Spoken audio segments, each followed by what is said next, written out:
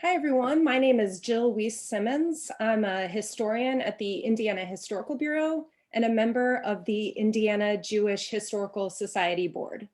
On behalf of IJHS, I want to welcome you to today's Lunch and Learn seminar on Lincoln's relationship with Jewish Americans.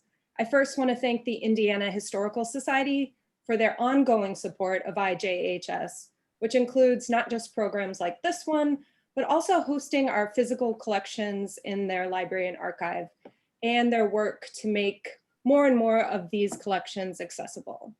We will put, we have put some information in the chat on how you can support IJHS, IHS, and access these collections.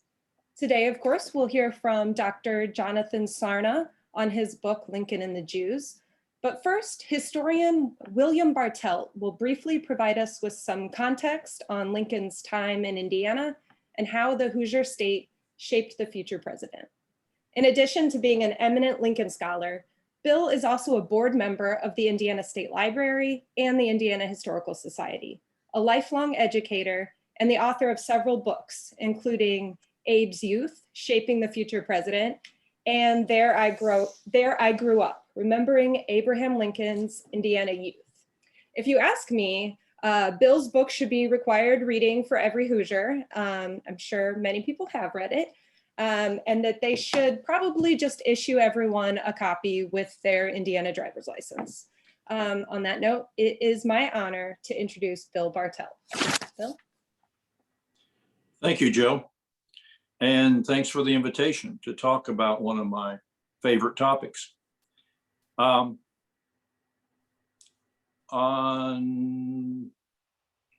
March 17th, 1865, I don't see the image. Is the image coming through? No, Bill, let me try.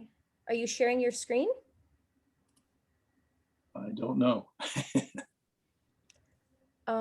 I don't think we see the image. So if you try sharing your screen one more time, if not, we might have to go without it. And then I can email everyone the images after the program. You are sharing your screen, but it doesn't look like it is showing that exact image. Okay. So I think if we can share it with all of our guests afterwards and send that email if that'll work for you. Okay. But your video is off, so you want to turn your video on so they can see your face first. Okay. Sorry for this. Okay. All right. On March 17th, 1865, a little less than a month before his death, Abraham Lincoln summed up his pre-presidential life in 11 words. He told the 140th Indiana Regiment, "I was born in Kentucky, raised in Indiana, reside in Illinois."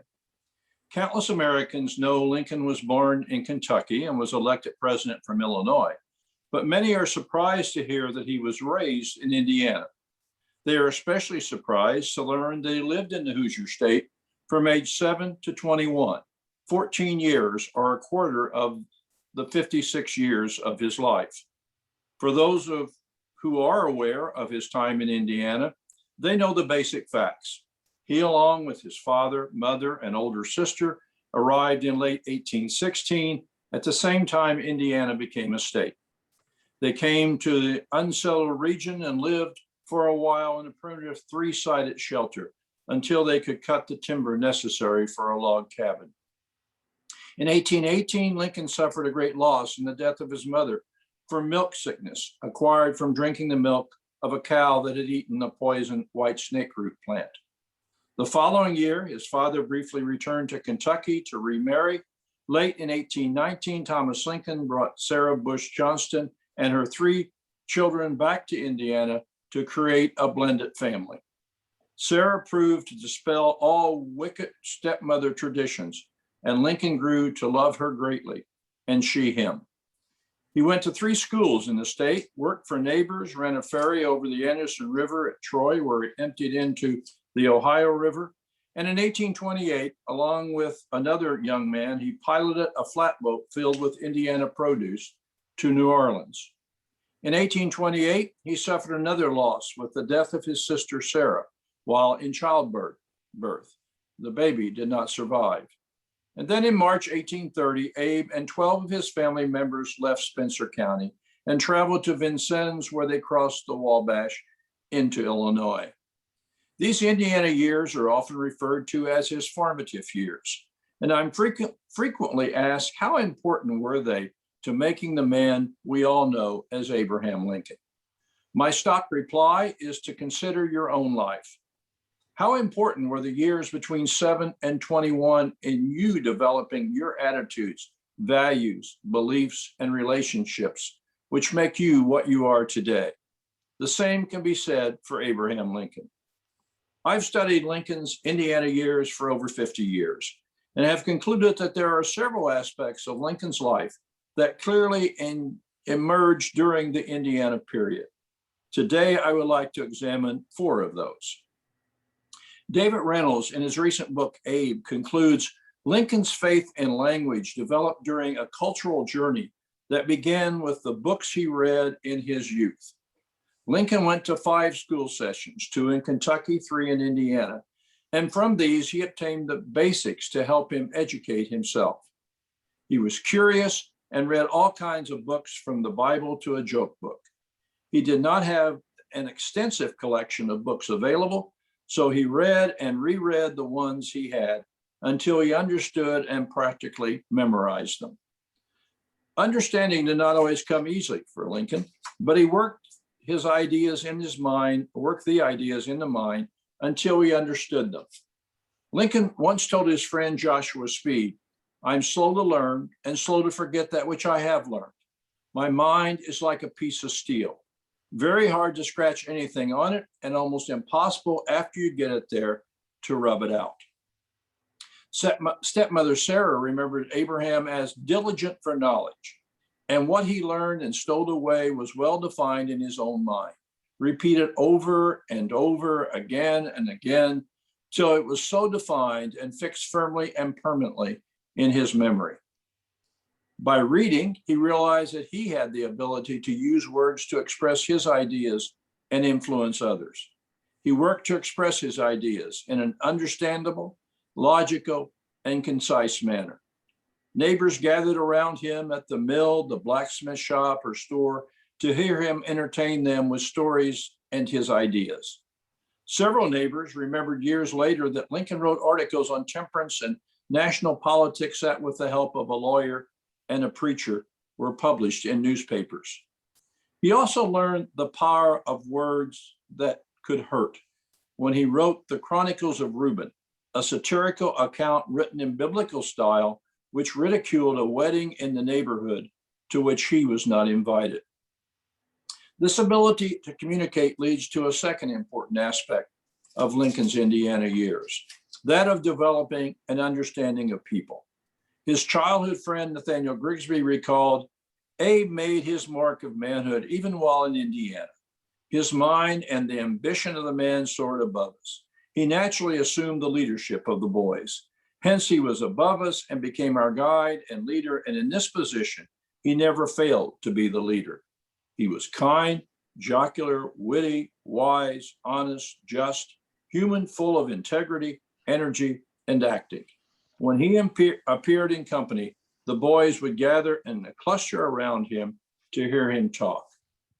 As he grew older, he understood that to influence people, you must treat them with honesty and acceptance. The way to impress others is not by displaying a superior intellect, but by relating to them with the use of humor and compassion. He learned to trust and believe in the common man. His unpretentious stories helped to sway friend and foe alike to his side. Lincoln used this technique time and time again while working on the farms, in the stores, or operating the ferry at Troy, and I might add, in the presidency. As a young man in Indiana, Lincoln developed a self-confidence that he had a purpose in life. 2 years after leaving Indiana, he made his first political announcement. He said, "Every man is said to have his peculiar ambition. Whether it be true or not, I can say for one that I have no other so great as that of being truly esteemed by my fellow man, by rendering himself worthy of their esteem. That ambition began to appear in Indiana.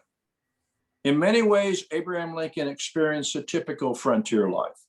Living conditions were primitive, the work was long and difficult, and life was filled with adversity. But Lincoln was not a typical frontier boy. He developed early on the desire to accomplish more than to just till the land and experience of subsistence living.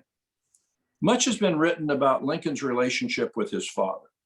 While there is not a close, affectionate relationship there, I do not feel it was the extremely negative one some make it out to be. The main issue was that Thomas and Abraham were two very different people with different views of life. Thomas had a difficult life, but survived fairly well considering his challenges. He wanted to teach Abraham the skills and traits necessary to survive the frontier. I think Abe realized at an early age that his future did not include being a Spencer County farmer. Neighbor William Wood recalled discouraging Abraham when he talked about working on the river, certainly one of the most exciting occupations to people living near the Ohio. When Lincoln left Indiana, Lincoln had no clear vision of his future, but he knew he had a peculiar ambition. Perhaps one of the most important aspects of Lincoln's Indiana years is the development of what author Ted Widmer calls a spiritual attachment to the Union.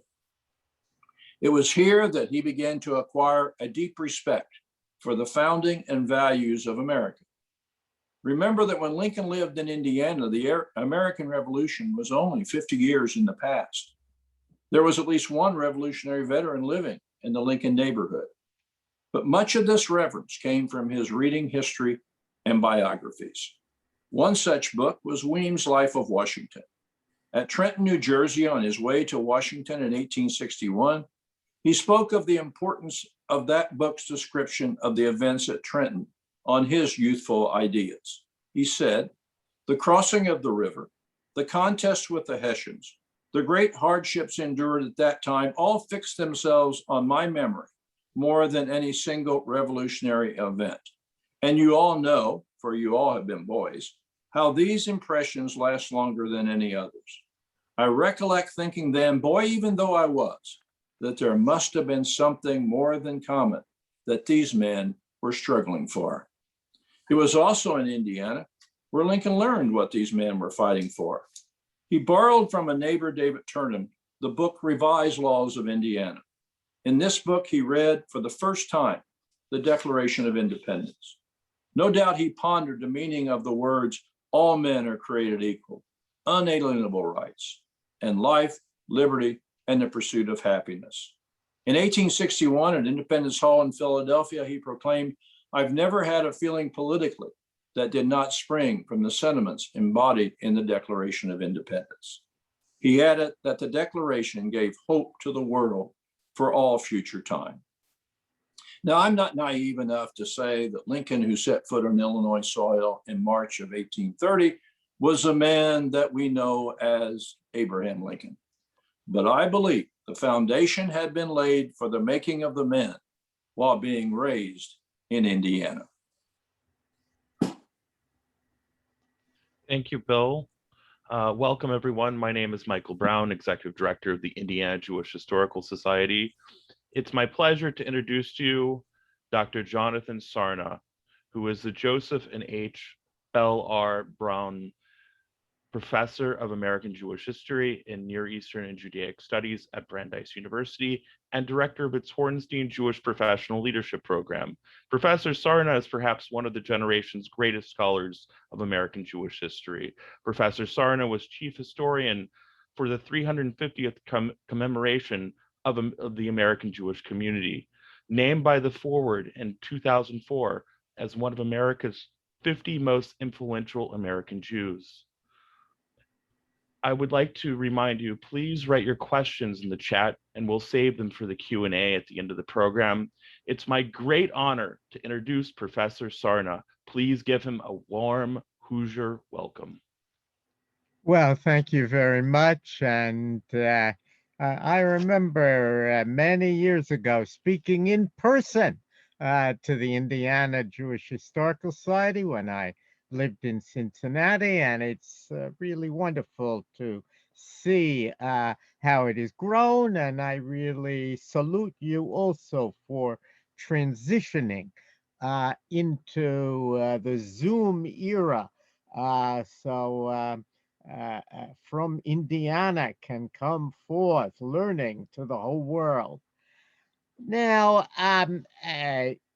this year really marks or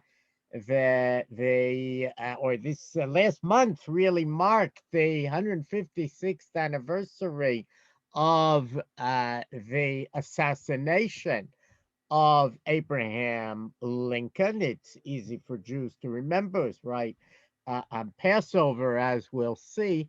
Um, I remember many years ago as a teenager visiting Jerusalem, and we have a slide of this.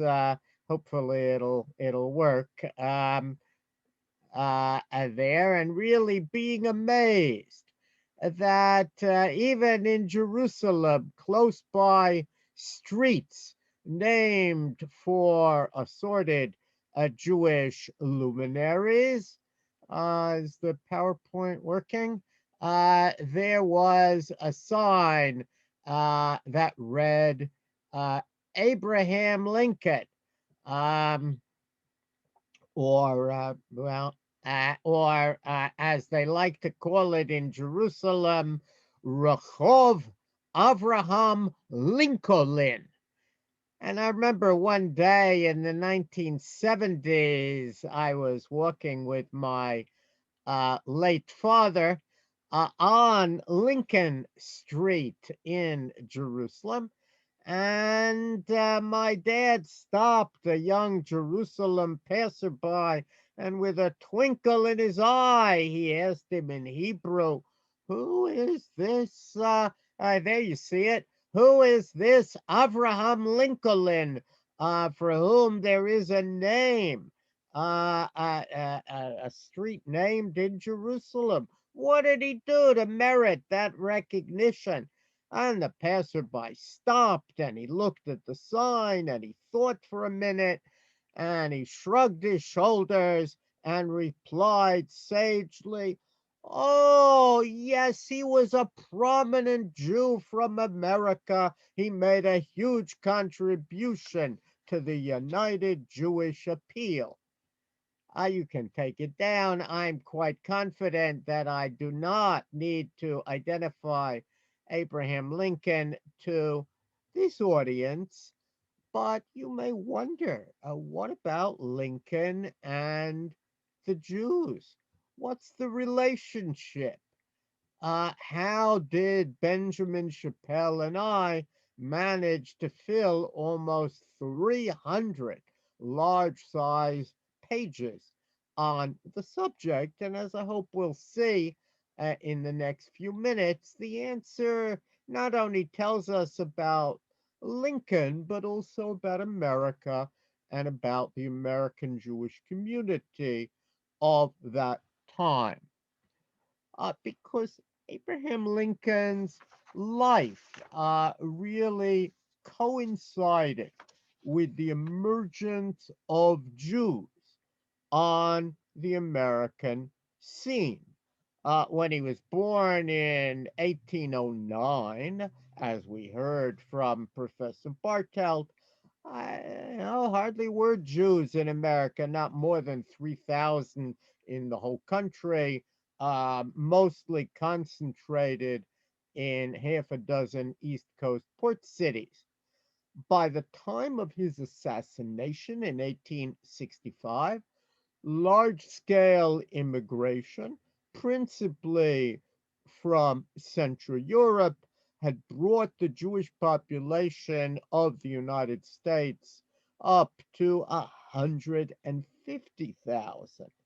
So Lincoln's interactions with Jews are really part of a much larger story, the story of how America itself began to come to terms with its growing Jewish population and how both Americans and Jews were actually changed by that encounter. Um, Professor Bartelt may know differently, and I hope you'll chime in if you do. But as far as I can tell, when Lincoln was growing up in Kentucky and then in Spencer County in Indiana, I wonder if he encountered any living Jews. The Jews he knew were indeed in the Bible. That was one of those books that you mentioned. He, of course, mastered the Bible. He knew it uh, thoroughly. However, by the time we reach mid-century, about 1850, Jews had already spread literally from coast to coast. You had the first Jews in San Francisco, and there were lots of them in the Midwest. Lincoln inevitably encountered them, so did lots of other American Jews. And next slide, please. Overall, by the time of his death, Lincoln had accumulated about 120 friends, associates, supporters, acquaintances, later appointees who turned out to be Jewish. You have a diagram, of course, it's too small to see on most of your screens, but if you buy the book, it's there and you can study it. But these are Lincoln's Jewish connections. And this is important because no previous American president even came close to interacting with so many Jews. Several presidents, including Lincoln's predecessor, James Buchanan, and his successor, Andrew Johnson, were actually openly prejudiced against Jews. But for fully half of his life, so after the period that we heard about, he had Jewish friends and acquaintances, and indeed, he intervened on Jews' behalf. And I think that helps to explain his attitudes towards Jews. He came to trust Jews because he really knew Jews personally, unlike those for whom the Jewish people were simply something that they read about. Lincoln felt especially close to Abraham Jonas. Next slide, please.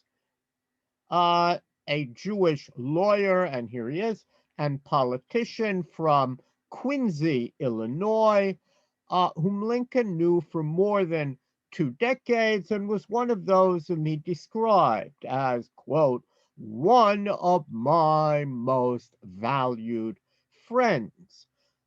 We have a bunch of letters between Lincoln and Jonas. The most interesting concerns political strategy, of which Jonas was an acknowledged master.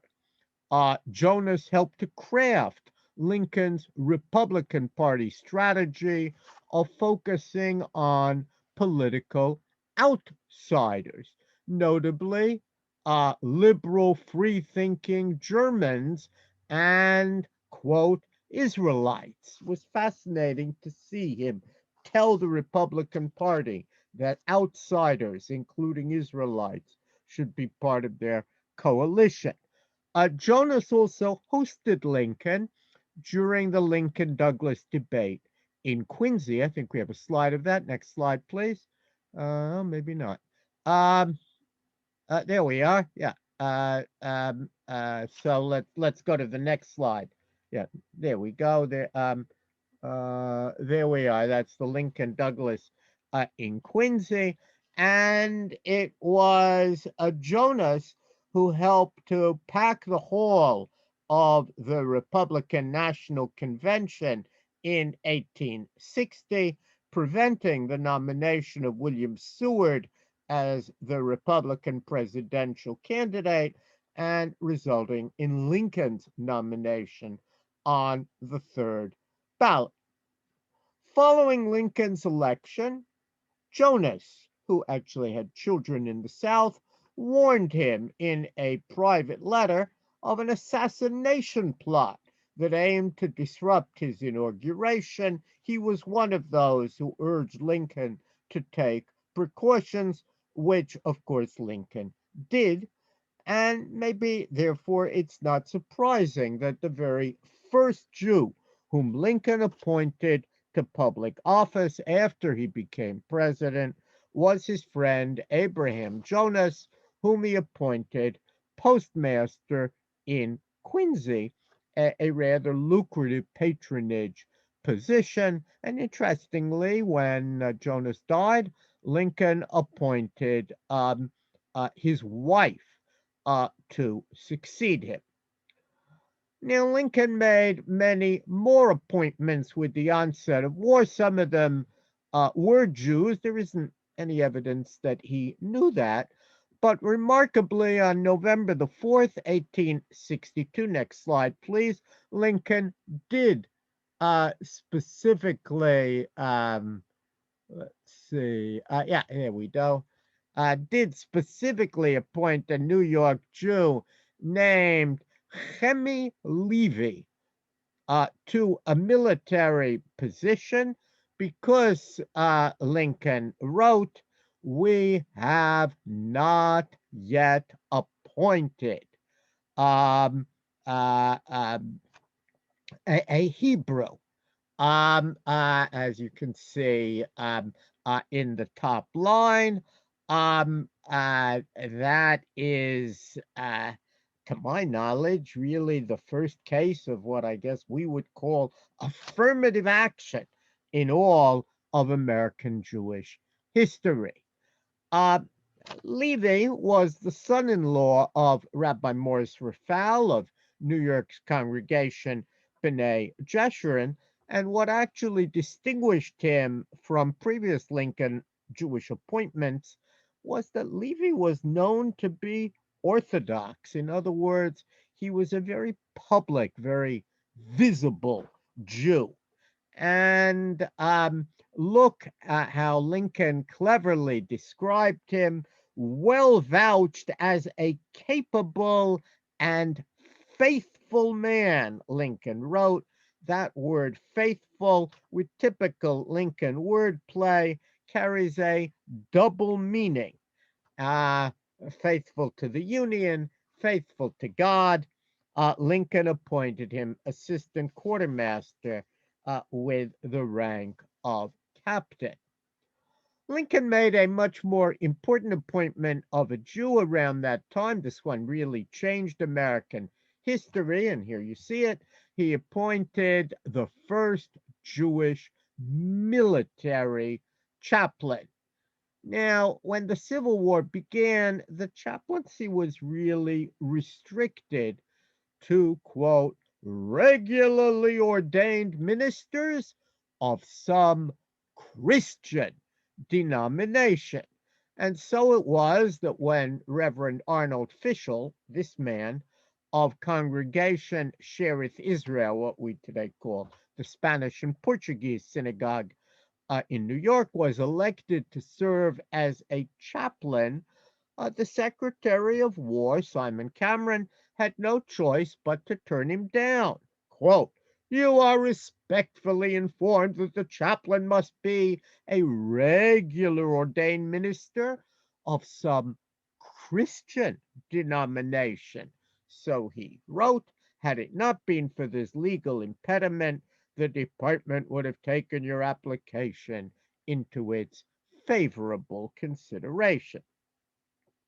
Well, official, I guess, resolved to speak truth to power. He decided he was going to fight for Jewish equality. He worked with leaders of the Jewish community, and he took his case directly to Abraham Lincoln at the White House. We have a lot of documents, including, let's go keep Steve wearing, a firsthand, back one slide, please. Back one slide, please. Stay where we are. According to his firsthand report, the president, when they met, fully admitted the justice of my remarks and agreed that something ought to be done. And what's really quite amazing is that Lincoln figured out a way to craft an amendment to change a discriminatory law. Not so easy to get Congress to change a law that elevated Christians, the majority, and um, uh, what Lincoln did, which wasn't really recognized until very recently, is that he said, "Oh, we're not going to change the law, but we'll have an amendment that construes the word Christian in the law to mean religious. So instead of some Christian denomination, it will now mean religious denomination." I don't know if everyone understood what construe meant, and then Lincoln buried that that amendment deep within a bill that gave raises to popular generals, and it passed. And within weeks, Lincoln then personally appointed the first Jewish chaplain in American history, a man named Jacob Frankel. And more than we realize, America at that moment was transformed because non-Christians of all sorts could henceforward serve in the military chaplaincy, as of course they still do to this very day. Now, 2 days after he appointed Jacob Frankel on September the 20th, 1862, Lincoln met another Jew who would become important to him. Next slide, please. His name was Issachar Zachary, and there he is. He's really a very mysterious figure. My friend Dr. Gary Zola once called him one of Abraham Lincoln's most enigmatic intimates. What's important for our purposes is that he was a podiatrist. The 19th century term was chiropodist, and he was a Jew. Feet problems were actually very common in the 19th century. The importance of well-fitting shoes had not been discovered. Most people couldn't even afford them. Lincoln's feet were known to be particularly famous, and Zachary was apparently tremendously skillful at curing feet problems. He acquired hundreds of testimonials to prove it from very famous people. That group of testimonials survives. And Lincoln himself met with Zachary at the White House and wrote a testimonial. I think we have it. Next slide, please. I love this. It reads, "Dr. Zachary has with great dexterity taken some troublesome corns from my toes. He's now healing me, and I believe with success, for what plain people call backache. We shall see how it will end." And this is really vintage Lincoln. It's brief, it's to the point. It associates Lincoln with plain people. That's what he learned, as we heard in Indiana. You can hear the Hoosier there. And of course, it's honest, really to a fault, We shall see how it will end. I write lots of recommendations for students. I'm not so sure I would end my recommendation for a student with, well, we'll see how he'll end up. But Lincoln was honest to a fault. It apparently ended well because we know that Dr. Zachary met with Lincoln on multiple occasions. At the bottom there, you can see yet another meeting. And now Lincoln's more enthusiastic.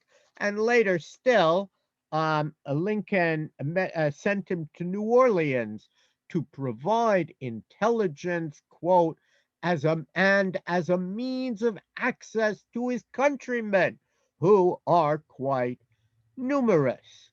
And we know that Zachary spent lots of time there helping Jews who'd run afoul of the authorities, freeing Jews who'd been taken captive for smuggling or related crimes.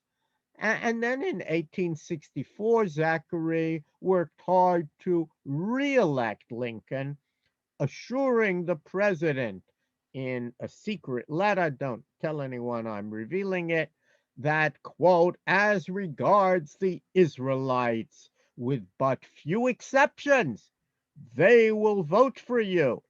I have secured good and trustworthy men to attend on them on election day. By the way, that's probably the earliest example of a kind of Jewish get out the vote effort in American in an American presidential election, and it's 1864 is the first election I know of where Jews, as Jews, encouraged their co-religionists, so to speak, to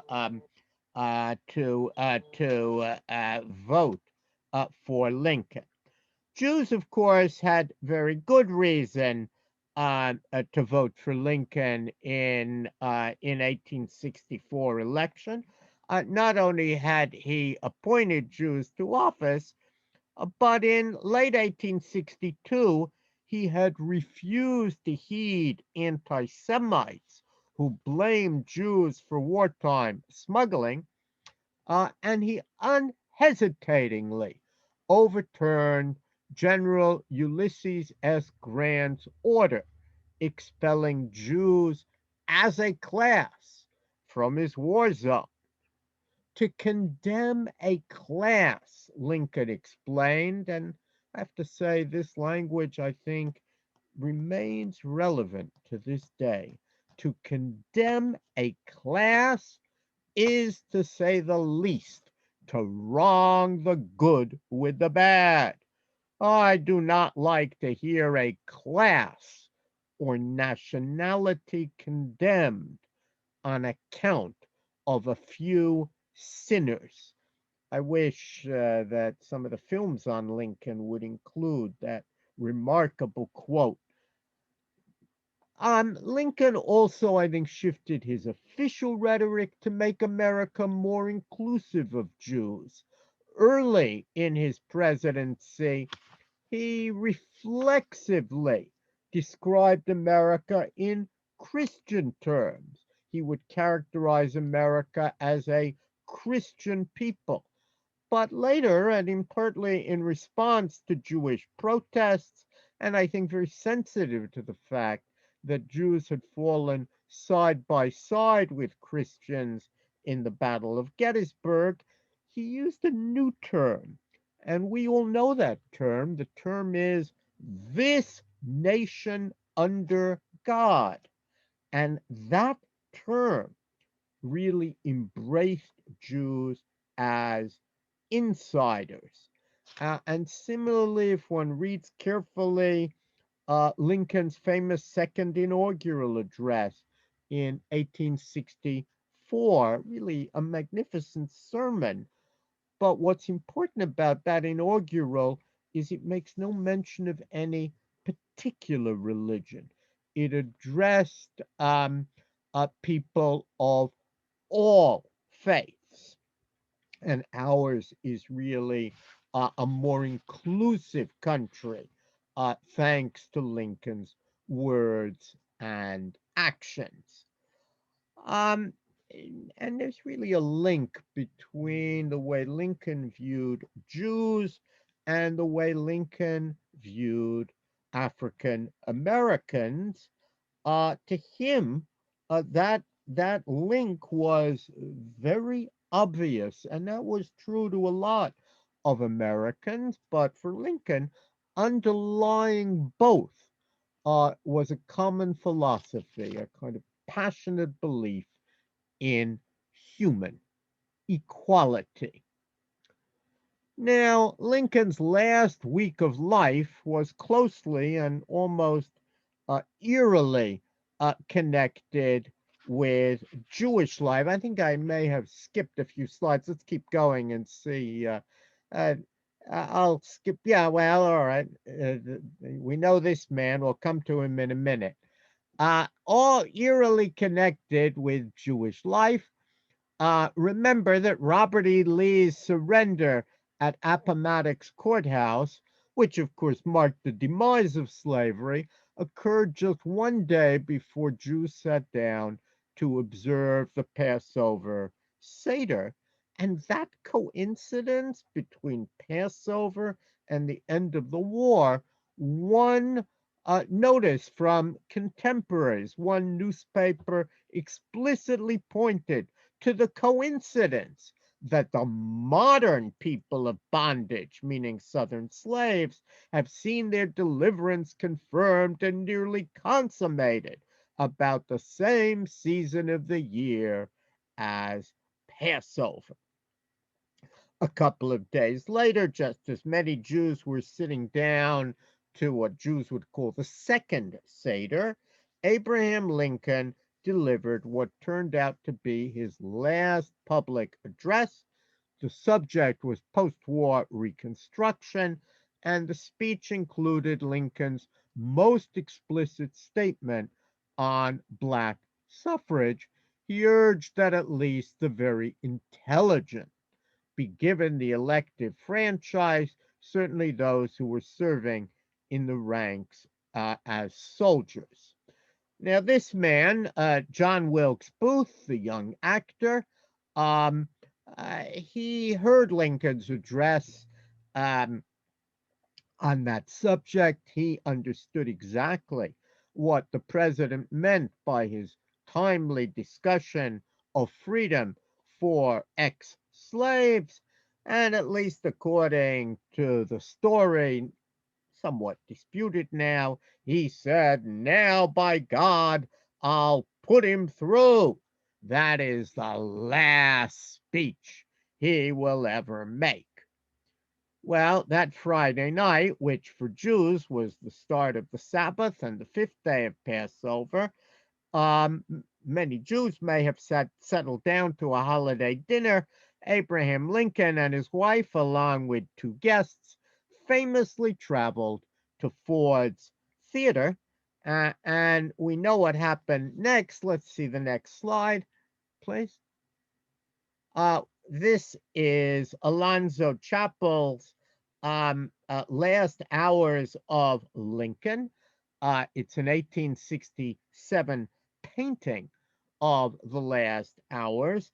I wanted to show it to you just as an observation. The man in the middle is Dr. Charles Lieberman, an ophthalmologist, perhaps the leading Jewish doctor in Washington, D.C., well respected by his peers, and he is there tending Lincoln on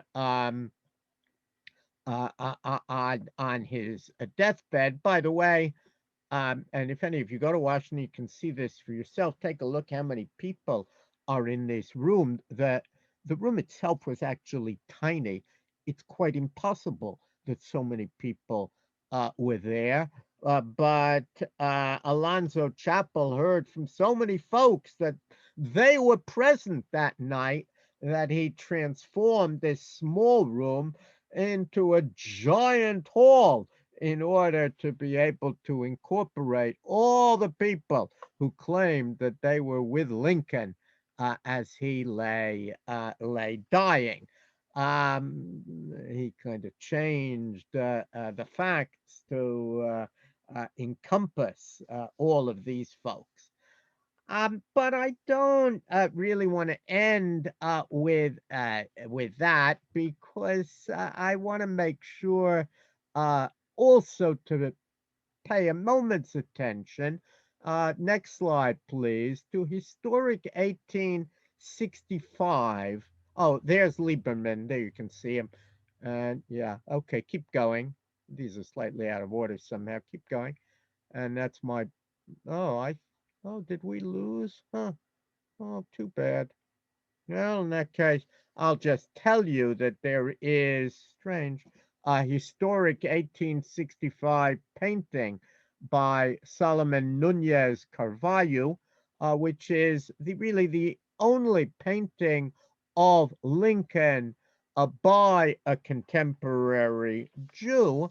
Um, and what's interesting about it is that he has Lincoln holding a scroll with the words of the very recent second inaugural, with malice toward none, with charity for all.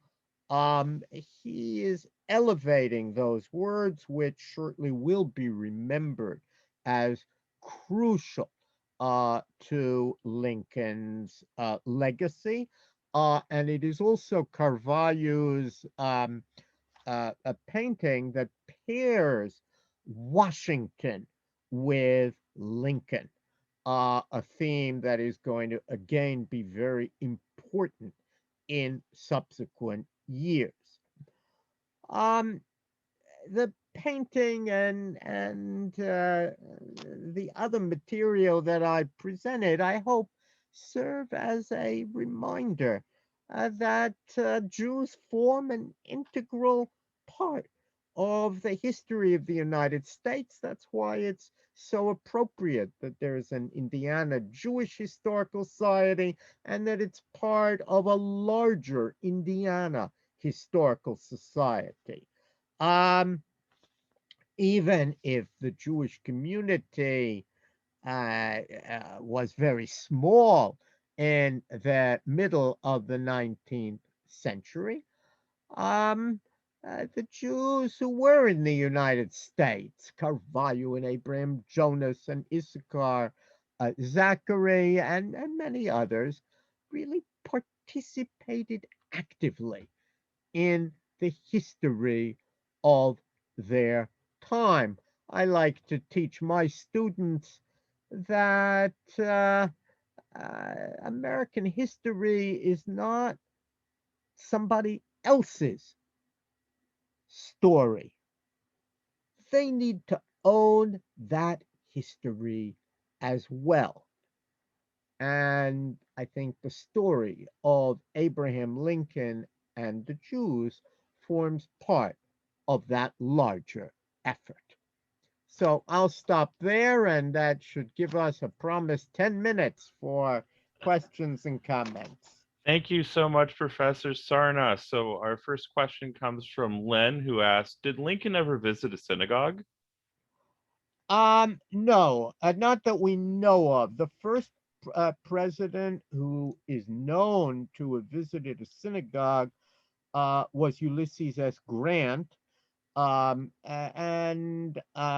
He, of course, spent his presidential years and later years, in a sense, atoning for General Orders number 11. That's that order I mentioned where that expelled Jews as a class from his war zone. Grant later was very sorry about that. When the first synagogue is open, and you can still see it in Washington today, it's a little museum. Grant goes to that event, and he sits for 3 hours in the Washington heat.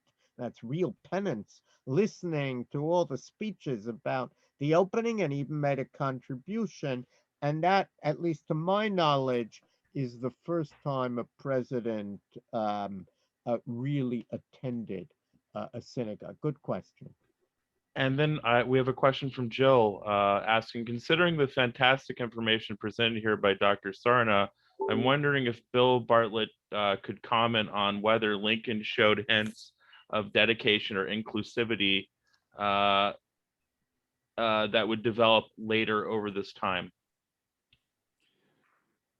Well, I guess in some ways, certainly there wasn't much religious diversity in Indiana, but there are comments that he was accepting of people who were looked down upon by many others, whether that was intemperate people or people who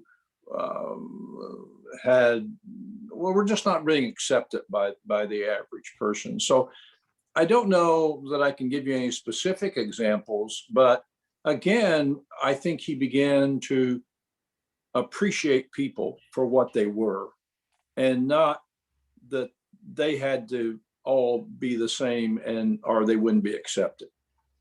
Yeah. One of the things I point out in the book is that in that schoolroom that you described in Indiana, it's interesting that they were studying from Lindley Murray's The English Reader. That was the reader textbook that was used. She was a Quaker, Lindley Murray was a Quaker, and that book really has selections that are quite positive towards Jews.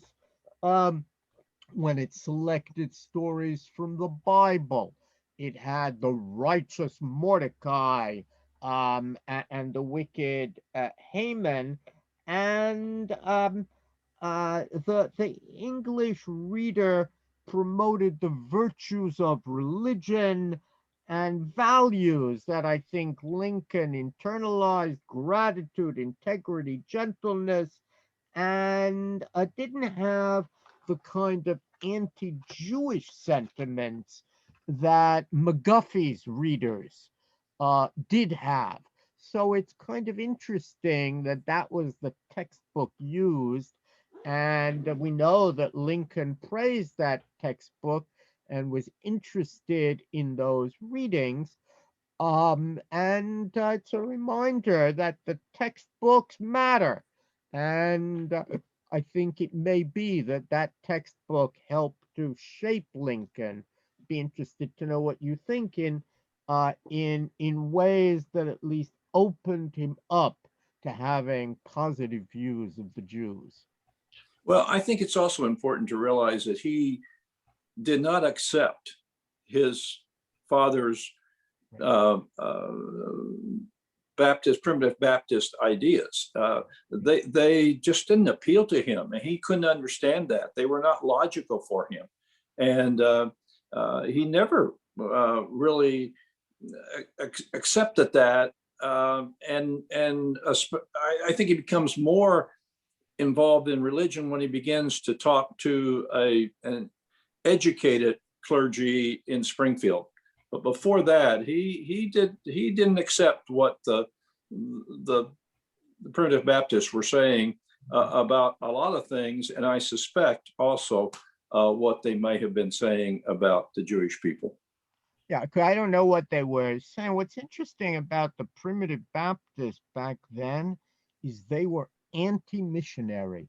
Yes. Baptists, whereas a lot of Protestants in the 1820s get very excited about missionizing Jews, American Society for Ameliorating the Condition of the Jews, and lots of Americans, some of them quite famous, signed on. The primitive Baptists in Indiana are opposed to missionizing in general. That's part of their theology, anti-mission. And that's interesting, really. So I don't know what he would have heard about Jews, but he wouldn't have heard that it was his obligation to turn them into Christians because that wasn't something that they believed in. And the reason they didn't believe in it was they thought that was God's job. Either you were Exactly. elect or you weren't elect. And if you weren't, there was nothing you could do about it. And that's why they didn't buy into missionary ideology. Quite, but some of that rubs off on Lincoln, I think. Yeah. Quite fascinating. I see there are other questions, so let's see. Yeah, Michael. And then there's one general conversation about the demographic numbers of Jews living in Indianapolis, the state, and just an idea of how many Jews lived in the nation at the time of Lincoln, would you say? Well, as I said, when he's born, it's tiny, 3,000. By the time he's assassinated, it's 150,000, which gives you a sense of how quickly the Jewish community was changing. It was growing actually much faster even than America itself, and that had to do with immigration from Central Europe, where Jews were persecuted. There, of course, also were good economic reasons coming to America. I'd have to look up how many Jews. The Indianapolis Jewish community is significant, and Indianapolis Hebrew congregation already existed, but the largest by far, and indeed the fastest growing, maybe Jewish community in the world at that time would have been Cincinnati, which was maybe the fastest growing city as well. And in Cincinnati, you already had thousands of Jews by the Civil War, and it's a major city. And when Lincoln came to Cincinnati, where he gave a very significant speech prior to his election, um, uh, not only are Jews there who report on the speech, but there is also, and it's in the book, a kind of picture from the event, and you can see signs that clearly are reflections of the Jewish community. And some of those Cincinnati Jews had spent time in Indiana. There's a good article in your journal which shows how people might have pedaled through Indiana, and then they made money. They came and they settled down in Cincinnati. Um, and So that affected things. But Indianapolis and some of the smaller communities had begun to have Jews, often a Jew who had a store, a Jew who was peddling, a Jew who was in the clothing business. That said, the same factors that sent the Lincolns to Illinois also sent a lot of other people to Illinois. There were all sorts of questions about land ownership in areas like Indiana and Kentucky, and Illinois seemed to offer lots of opportunity, which is why the Lincolns moved there. Yeah. Well, I think that's about it for Professor Sarna's time here. And William Bartelt, thank you so much for speaking for us, and the Indiana Historical Society for hosting this wonderful event. I hope it's been very meaningful for everyone out there. I hope it opens up a lot of new conversations in the future and a lot of new research to be made and a lot of new discoveries to be found. So thank you very much to everyone, and we wish you well, and we look forward to your questions. Feel free to email us at the Indiana Jewish Historical Society or at the Indiana Historical Society. We'd love to answer your questions. and hear your comments. So thank you again for joining us, and thank you Jill, also for helping us organize. It's been a wonderful event, and thank you for making this happen. And this is really amazing having you back all these years later, albeit virtually, Professor Sarna. Well, thank you very much. Really a pleasure to have been with you and to interact with Professor Bartel. I gotta go. Bye. All Bye-bye. the best. Take care. Bye-bye.